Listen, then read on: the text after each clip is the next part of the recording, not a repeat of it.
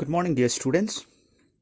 So in your junior classes, you have been looking at geometrical figures, something like a rectangle,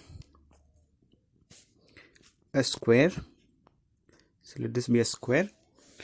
If you see, this diagram is a 2D diagram, meaning it has only two dimensions. So those two dimensions are length and breadth. So if I give the third dimension of height, if I have something like this and something like this, then this becomes a 3D figure. Both of them will become 3D figure.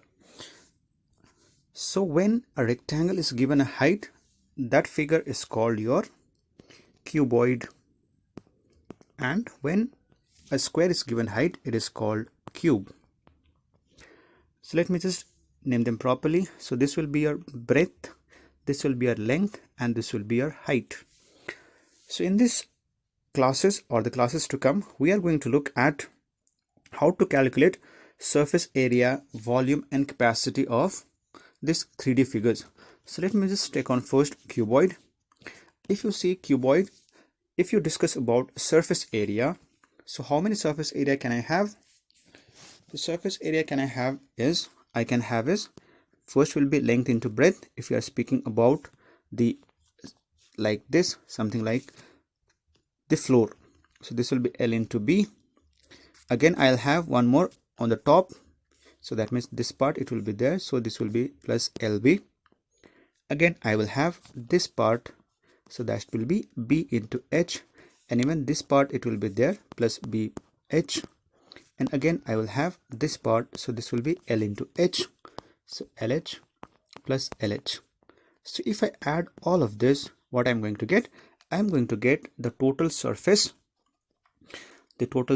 area of the cuboid. So total surface area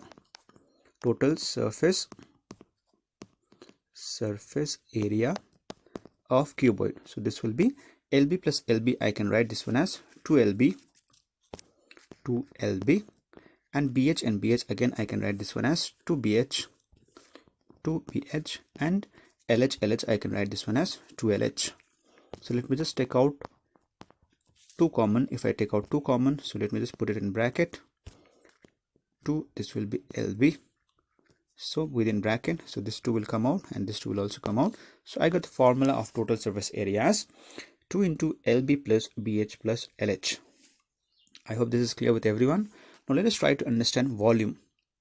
As you know, volume is the space occupied by a figure.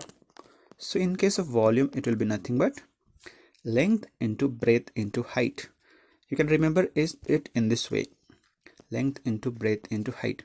In case of while calculating area, it was length into breadth, but since the third dimension has come in, so volume will become L into B into H. So this was regarding your cuboid. Now let us go ahead. So remember, we have discussed two formulas. One was related to total surface area and another one was volume. Now let me go ahead with cube. So cube, if you see, it's a square. So when it's given height, it will become a cube. So as you know, a square will have all sides to be equal. So let the side be A. So what will be the total surface area? So there are, one side will be A square, but there are 6 sides. If you see properly, A square plus A square plus A square plus A square plus A square. So if I add all of them, what I'm going to get? I'm going to get 6A square.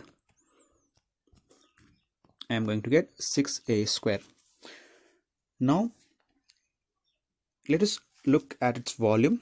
In case of volume in the cuboid, it was L into B into H, but in case of, so it was L into B into H, but in case of cube, length is same, so let it be A, and breadth will also be same, so that is A, and even H will be same, that is A. So this will be A cube. So volume will be A cube. So these are the formulas that we are going to use in the classes to come. We are going to see how all these things are applied in the real life situations. So one example of a cuboid will be a brick. If you would have seen, a brick is in the form of a cuboid, and example of cube will be your dice. or a die in that we use in Ludo. So this will be brick. So these are some of the real life examples of cuboid and cube. So in the classes to come, we are going to solve problems based on this formula. So thank you all of you. Hope to see you in the classes.